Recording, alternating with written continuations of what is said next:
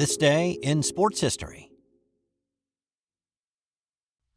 This episode is brought to you by Sterling Soap Company.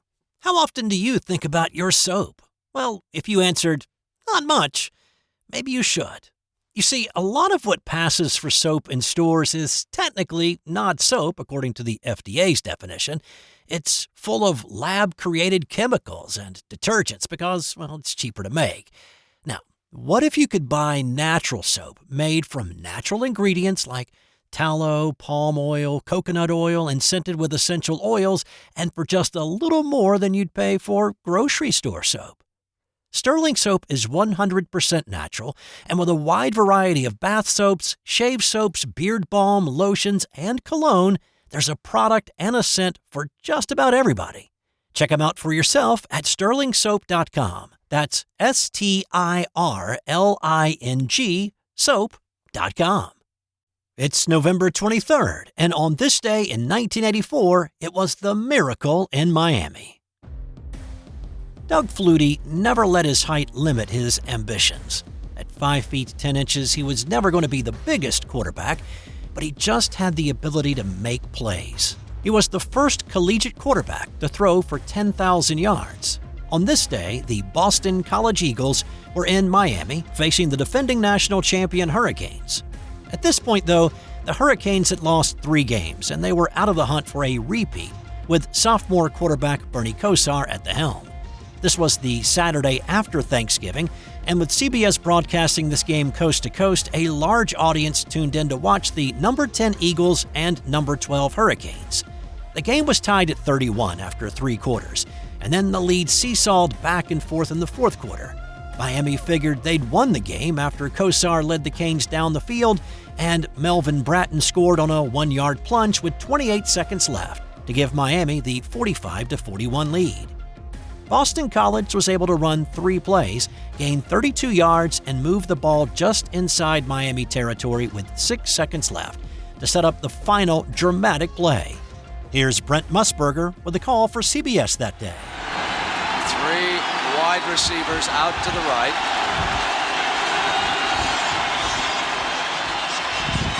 Flutie flushed.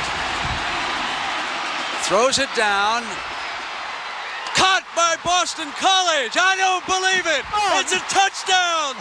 The Eagles win it. Unbelievable. I don't believe it. Phelan is at the bottom of that pile. Here comes the Boston College team. He threw it into the end zone. There was no time left on the clock. The ball went between 2 defensive backs of Miami. In the huddle, the play was called 55 flood tip, which in essence is the Hail Mary play. Another thing about this, while the line of scrimmage was the Miami 48, Flutie scrambled to avoid a sack and he retreated to his own 37 when he launched the pass. Add to that, there were 30-mile-an-hour winds that night blowing against him, so that's 63 yards in the air against a pretty stiff breeze. The offensive numbers in this one were pretty amazing. Flutie and Kosar combined for 59 completions and 919 yards through the air. And one last note from this one, Miami's defensive coordinator Bill Trout resigned after the game. This was the first year for Jimmy Johnson as head coach. Trout had been a holdover from Howard Schnellenberger's years, and he and Johnson did not quite get along all that well to begin with. When Johnson was calling upstairs prior to the final play, he could not get Trout on the headset. Johnson said they did not have a defensive call for this final play. He also said he never talked to Trout ever again. As for Flutie, he went on to win the Heisman balloting that year over Ohio State's Keith Byers, Brigham Young's Robbie Bosco, and Bernie Kosar, who finished 4th. And speaking of the Heisman, on this day in 1991, Desmond Howard solidified his hold on the Heisman and then struck a pose. It was the big game at the Big House, Ohio State at Michigan. This edition was not a close game. Michigan took the lead on their first possession and then took a 17-7 lead midway through the 2nd quarter. After the Michigan defense stifled Kirk Herbstreit and the Ohio State offense, they had to punt it away to the most dangerous kick returner in college football, Desmond Howard.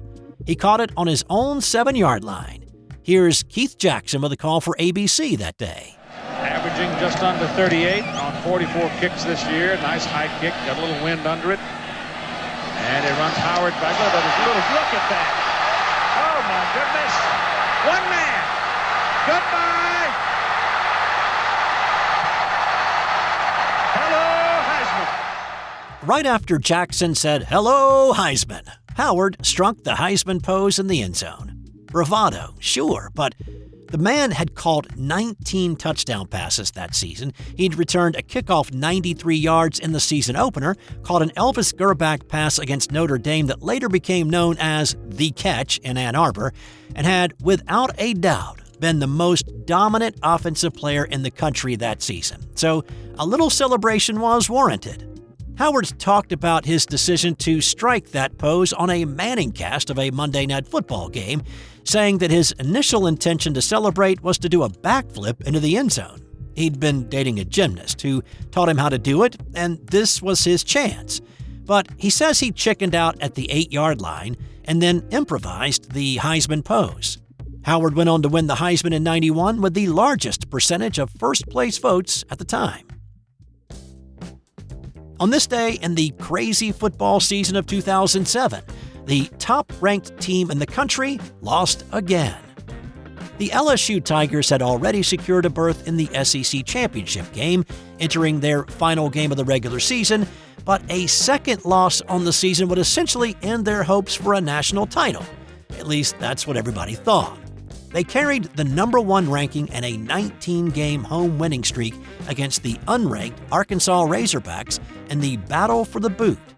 Razorback running back Darren McFadden had a great day, running for 206 yards and 3 touchdowns, and he threw for another one. Future Madden cover guy Peyton Hillis added a 65-yard touchdown run, and the Razorbacks were playing like giant killers. Arkansas led by a touchdown, and LSU was down to their final play in regulation, facing a 4th and goal from the 3 with 1 minute, 1 second to play. They found the points they needed. Here's Vern Lundquist with the call that day for CBS. Here is the snap. Flynn into the end zone. It's caught! Demetrius Byrd! LSU's within 1 point of tying it up. The teams traded touchdowns and extra points in the first 2 OTs. In the third, Hillis scored his second touchdown of the day and then converted on their mandatory 2-point conversion. The Tigers answered with a Matt Flynn to Brandon LaFell touchdown to bring them within 2. But Flynn's 2-point conversion throw into the end zone was picked off, and Arkansas had knocked off LSU, and the top-ranked team had lost yet again in 2007.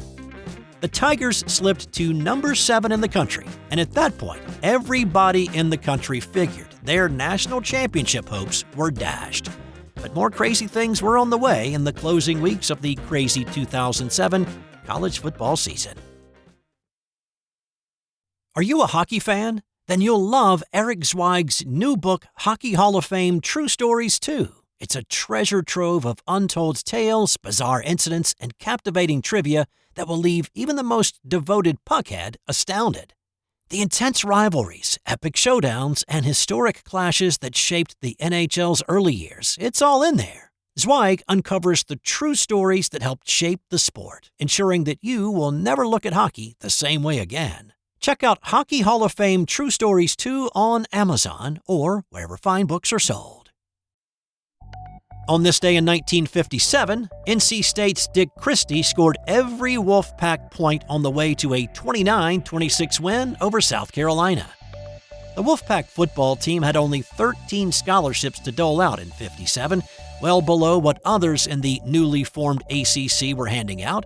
They entered that year lightly regarded, and yet they put together a well above average season heading into their final game of the year on the road in Columbia, South Carolina against the Gamecocks. The Pack were 7-1-2 at this point, with their 7 wins coming mostly from a powerful running game. They seldom passed, averaging just 50 yards through the air a game. After falling behind 19-6 in this one, the Wolfpack turned to their senior halfback, Dick Christie, to put them back in the ballgame. Having scored the first touchdown, he reeled off another 3 and kicked 2 conversions to give NC State a 26-19 lead.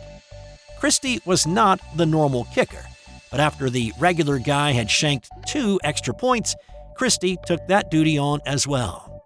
The Pack defense had been pretty good that season, pitching shutouts in 5 games and only giving up an average of 5 points a game, but they could not stop the Cox from driving down the field and scoring the tying touchdown with 1:09 left.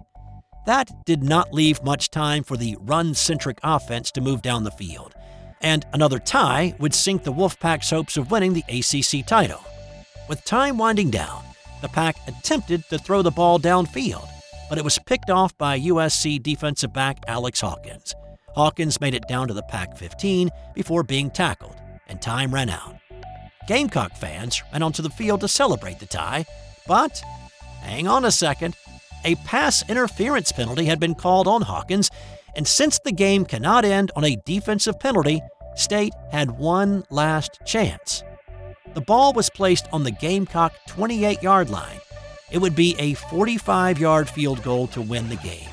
Christie looked at Coach Earl Edwards and said, "Coach, I can make it."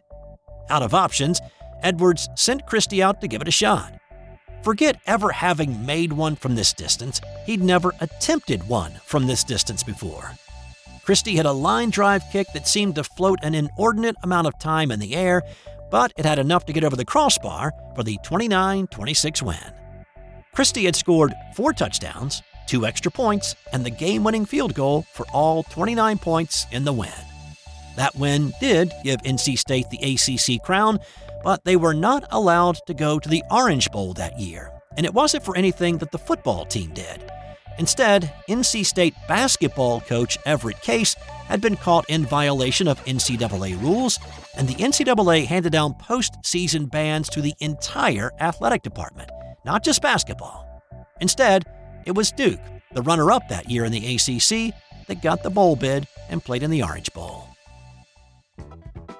On this day in 2003, it was another team that made an unlikely comeback to win it by a field goal. The Baltimore Ravens were down to their 3rd-string quarterback at this point, Anthony Wright. Kyle Bowler had been up and down in the first 9 games of the season, and then he went down with a knee injury. Backup Chris Redmond threw 2 picks in the same game that Bowler was injured in, and so Brian Billick decided to go with the veteran Wright. Despite coughing up the football on a failed handoff that led to a Miami Dolphins win the week before, Wright got the call to start against the Seattle Seahawks in this Week 12 matchup. On 3 separate occasions in this one, the Ravens trailed by 17 points. When Seahawks quarterback Matt Hasselbeck threw his 5th touchdown pass of the day with 14:16 left in the game, it was 41-24 Seattle. The score stayed that way until Ed Reed blocked a Seahawk punt with 6:45 left, picked it up, and ran it in for the touchdown to cut the lead to 10. The Ravens' defense caused the fumble with 4:16 to play to snuff out another Seattle drive. On the next offensive possession, the Ravens faced a 4th and 28. Wright's pass was tipped, and it wound up in the hands of Frank Sanders, and the Birds had new life on the drive. With 1:12 left, Wright found Marcus Robinson for his 4th touchdown catch of the day, and after the PAT, the Ravens were within 3. Now, after Seattle recovered the ensuing onside kick, they only needed 1 first down to hang on for the victory. Matt Hasselbeck's sneak attempt on 4th and an inch came up an inch short, and it gave the ball back to Baltimore with 33 seconds left. A defensive pass interference call at the Hawks' 23-yard line set up Matt Stover's 40-yard game-tying field goal, and the game was headed to overtime at 41 apiece. Seattle could not do anything with the football in its first possession, which proved fatal. By this point, a sputtering Ravens offense in the first half had found its rhythm, and after Wright converted a 3rd and 15 to Marcus Robinson, it was Matt Stover time once again, this time from 42. Stover's aim was true, and the Ravens had erased a 17-point lead with under 7 to play in regulation to win it in overtime. At the time, it was the largest deficit the Ravens had overcome in their history, and to top off the magical day, Anthony Wright's wife gave birth to their 2nd child just a few hours after the game. And time now for today's Got Nothing to Do with Sports Did You Know? It's National Adoption Day. And did you know that Wendy's founder Dave Thomas was adopted and became a huge adoption advocate while he was alive? And while he wasn't the first CEO to do it, Thomas liked doing his own company's commercials, appearing in more than 800 of them. That's going to do it for today. Come on back tomorrow for more great sports memories on this day in sports history.